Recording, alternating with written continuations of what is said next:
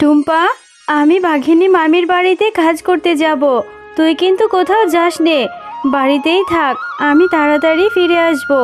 আচ্ছা ঠিক আছে মা, তুমি তাহলে যাও। আর তুমি বাড়িতে ফেরার সময় আমার জন্য লিচু নিয়ে আসবে।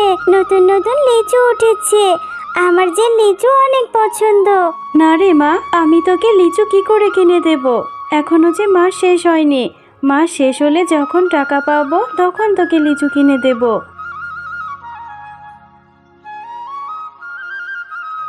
মা তো বললো আমাকে লিচু কিনে দিতে পারবে না। খুব লিচু খেতে ইচ্ছে করছে, আমি যাই।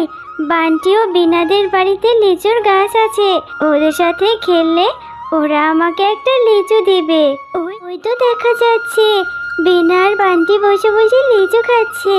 কি রে বিনা, তোরা লিচু খাচ্ছিস? তোরা আজকে কি খেলবি না নাকি? জানিস আমারও না অনেক লিচু খেতে ইচ্ছে করছে, কিন্তু মাকে বলেছি মা আমাকে লিচু এনে দিতে পারবে না। হ্যাঁ রে মিনা, আমরা তো খেলবো, তুই লিচু খাবি? আমাদের গাছে অনেক লিচু ধরেছে, আমার মাকে বলবো তোকে লিচু দিবে। সত্যি বলছিস বিনা, আমাকে লিচু দিবি? আচ্ছা ঠিক আছে, চল আগে আমরা সবাই খেলে আসি, তারপরে না হয় তোর মায়ের কাছে বলে লিচু খাবো। হ্যাঁ রে মিনা, খেলবো খেলবো। দাঁড়া, এই লিচুগুলো খেয়ে নি। ওই দেখ আমার মাও চলে এসেছে। ও মামা, ওই দেখো মিনা এসেছে। মিনার না লিচু খেতে অনেক ইচ্ছে করছে, ওর মায়ের কাছে টাকা নেই, ও আমাদের কাছে লিচু খাবে। ওকে একটা লিচু দাও না মা। আরে বিনা, এটা কি বলছিস? লিচুর অনেক দাম, এই ছোট লোকের বাচ্চাকে আমি কেন লিচু খাওয়াবো? এই মিনা, তোকে না বলেছি আমার ছেলে মেয়ের সাথে খেলবি না? কাকিমা, আমার তো বিনা ছাড়া আর কোনো বন্ধু নেই, আর আমাকে একটা লিচু দাও না। তোমাদের কাছে তো কত লিচু, আমাকে একটা লিচু দাও, আমি তোমাকে লিচুর টাকা দিয়ে দেব আমার মায়ের যখন টাকা হবে। আরে এত কথা বাড়াচ্ছিস কেন? তোকে এখান থেকে চলে যেতে বলেছি, এখনই চলে যা। একটাও লিচু দেব না, এই লিচুগুলো বাজারে বিক্রি করব। তোদের মতো ভিখারিদেরকে ফ্রিতে আর কত দেব? আচ্ছা ঠিক আছে কাকিমা, তুমি আমাকে আর বকো না, আমি এক্ষুনি চলে যাচ্ছি, আমি লিচু খাবো না। এরপর মিনা রাস্তা দিয়ে হাঁটতে হাঁটতে পথে এক ভিখারি বুড়ির সাথে দেখা হয়ে যায়। ও দিদি ভাই, এত মনটা খারাপ করে কোথায় যাচ্ছ তুমি? ও বুড়িমা, জানো আমার ভীষণ লিচু খেতে ইচ্ছে করছে, বাজারে কত লিচু উঠেছে, কিন্তু মায়ের কাছে যে টাকা নেই। বাঘিনী কাকিমার কাছে কত লিচু ধরেছে, আমি একটা লিচু খেতে চাইলাম, তবু আমাকে দিল না। কিন্তু বুড়িমা, তুমি এখানে কেন বসে আছো? ও, তুমি লিচু খেতে চেয়েছিলে, এজন্য মনটা খারাপ। আমারও যে ভীষণ খিদে পেয়েছে গো দিদি ভাই, সেই সকাল থেকে পেটে কোনো দানা পানিও পাইনি, কেউ ভিক্ষাও দেয়নি, খুব কষ্ট হচ্ছে। হেঁটে যে বাড়ি পর্যন্ত যাব, শরীরে সেটুকু বলও নেই। ও, তোমারও তাহলে খিদে পেয়েছে? তাহলে তুমি আমার সাথে আমাদের বাড়িতে চলো, আমার মা সকালে অনেক ভাত রান্না করেছে, আমি তোমাকে ভাত খেতে দেব।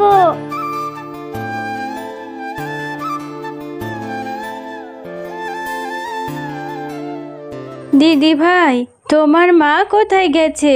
তোমার মাকে যে দেখছি না। তুমি বাচ্চা মানুষ, আমাকে খেতে দিলে তোমার মা তোমাকে বকবে যে। আমার মা তো ওই শহরে কাজ করে, আমার মা একটু পরেই চলে আসবে, তুমি এখানে একটু বসো, আমি তোমার জন্য এক্ষুনি ভাত নিয়ে আসছি। এরপর মিনা ঘর থেকে ভিক্ষুক বৃদ্ধা শিয়ালিনীর জন্য খাবার নিয়ে আসে। বুড়িমা, আমি প্লেটে করে ভাত এনে দিয়েছি, তুমি তাড়াতাড়ি খাবারগুলো খেয়ে নাও, তোমার তো অনেক খিদে পেয়েছে, খেয়ে দে, তারপর তুমি আজকে আমাদের সাথে থেকে যাবে। দিদি ভাই, পেটটা ভরে ভাত খেয়েছি, এই যে আমার থলেতে এই বীজটা ছিল, প্লেটের উপরে এই বীজটা রেখে গেলাম, এটা তুমি মাটিতে রোপণ করো, এই বীজ থেকে তুমি লিচু গাছ পাবে, সেই লিচু গাছে অনেক লিচু ধরবে। বুড়িমা, তুমি আমাকে লিচুর বীজ দিলে, কিন্তু এই লিচুর বীজ থেকে তো লিচু গাছ হতে অনেক সময় লাগবে। এখন আমার লিচু খেতে ইচ্ছে করছে, সেই কত পরে লিচু হবে, তখন তো আমার খেতে ইচ্ছে করবে না। না গো দিদি ভাই, এই বীজ থেকে অনেক সময় লাগবে না। এই বীজ থেকে যে গাছ হবে কালকেই তুমি লিচু খেতে পারবে। এবার আমি আসি দিদি ভাই। এরপর মিনা ভিক্ষুক বুড়িমায়ের দেওয়া বীজটি তাদের উঠোনে পুঁতে রাখে। এই মিনা, সেই কখন থেকে বসে বসে কি যে ভেবে চলেছিস? কখন ঘুমোবি? অনেক রাত হয়েছে তো, ঘুমোতে যা এখনই। মা, আমার তো ঘুমই আসছে না, মনে হচ্ছে কখন সকাল হবে। জানো মা, আজকে একটা বুড়িমা আমাকে লিচুর বীজ দিয়েছে, বলেছে কালকেই সেই বীজ থেকে গাছ হবে আর সেই গাছে অনেক লিচু হবে। এই মেয়েটাকে নিয়ে আর আমি পারি না। কোন ভিক্ষুক এসে তোকে কিসের বীজ দিয়ে গেল আর সেটা থেকে নাকি কালকেই লিচু ধরবে। তাড়াতাড়ি ঘুমোতো, আর বকবক করিস না, অনেক রাত হয়েছে। রাতের মধ্যেই সেই জাদুর বীজ থেকে বড় একটি লিচুর গাছ হয়। আরে মিনা তো ঠিকই বলেছিল, সেই জাদুর বীজ থেকে কত বড় একটা লিচুর গাছ হয়েছে। মিনা, আর এই মিনা, তাড়াতাড়ি বেরিয়ে আয়, দেখ না সেই বীজ থেকে কত বড় একটা জাদুর লিচুর গাছ হয়েছে। ও মা, দেখলে তো, কালকে তোমাকে বলেছিলাম সেই ভিক্ষুক বুড়িমায়ের জাদুর লিচুর বীজ থেকে বড় লিচু গাছ হয়েছে। আমি এখন থেকে অনেক লিচু খেতে পারবো। একটা লিচু পেড়ে দাও না মা। হ্যাঁ রে মা, এখন থেকে তুই প্রতিদিন অনেক লিচু খেতে পারবি। এক্ষুনি তোকে লিচু পেড়ে দিচ্ছি। এরপর মিনা গাছ থেকে লিচু পাড়তে থাকে আর লিচু পেড়ে সে মনে অনেক আনন্দ নিয়ে লিচুগুলো থেকে একটা লিচু খেতে থাকে। এমন সময় মিনা লিচুটি খেতেই দেখে লিচুর মধ্যে বীজের বদলে হিরে। মা দেখো না, এই লিচুর মধ্যে তো বীজ নেই, বীজের পরিবর্তে এখানে দেখছি বড় একটা হিরে আছে। এটা কিভাবে হলো? আরে বিনা, সত্যি তো, এই লিচুর মধ্যে বীজের পরিবর্তে দেখছি হিরে।